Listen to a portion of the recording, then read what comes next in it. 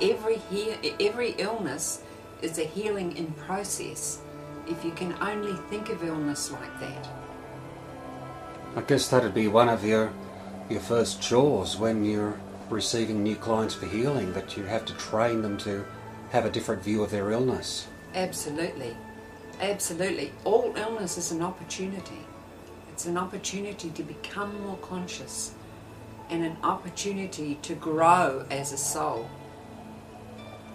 So, what is the purpose of having an illness? You know, is illness simply something that happens if we're living some kind of lie, or if we've got painful emotions blocked and trapped inside us? Or is there a greater purpose to going through the experience of an illness? I think both. I think both is true. We get an illness because of our blockages, and we also grow through the illness. It's an opportunity for our spirit to evolve. Right. Now, I understand you're presenting seminars around New Zealand. Can you tell us a little bit about those? Yes, we have one coming up in Wellington, and that will be a 2-day seminar, and it will be introducing all of the techniques that we use as healing. And we have run these seminars in Sydney in the past, and we have had cancers healing in 2 days over the period of that seminar. That's a pretty remarkable claim to make. But nevertheless, it's true. And I did hear that, you know, in some cases people fail to heal in 2 days, but they persisted with what you taught them and got their healing a bit further down the track. Yes, we had one woman who was a lawyer who came. She had had breast cancer, and it went secondary into her leg, and she had to have pins in her leg.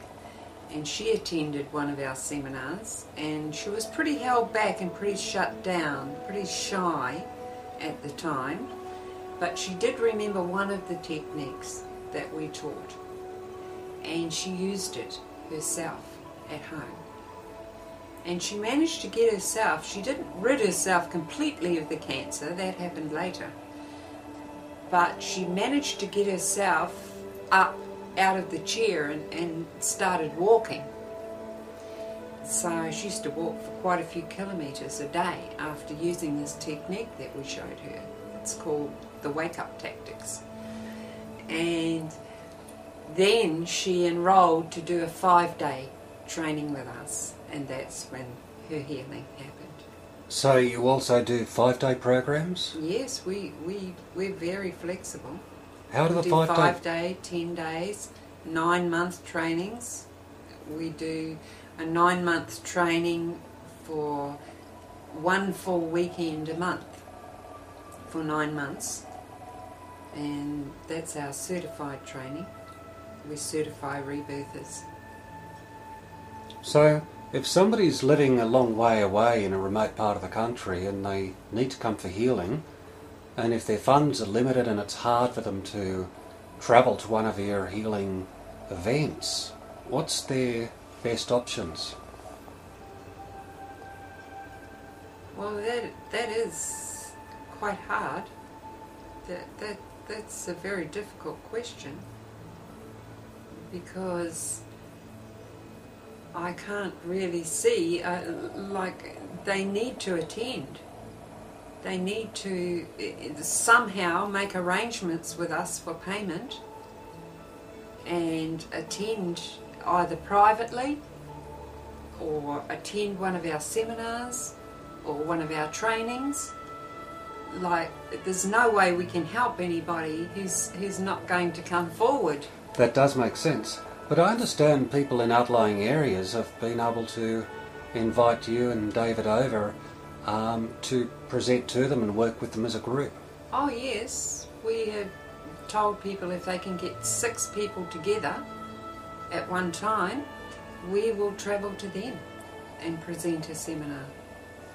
Well, all in all, it sounds like you've made it pretty accessible to everybody. How can people find out more? How can people get a hold of you? Well, don't forget that we have written 2 books as well. The first one is Healing Disease with Rebirthing.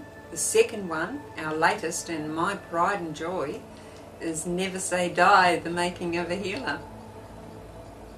And that goes into rebirthing in detail.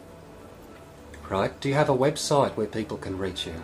Yes, we do. It's www.rebirthing.co.nz. Okay, well thanks very much for your time, Pauline. I'm sure many will be fascinated to share all this with you.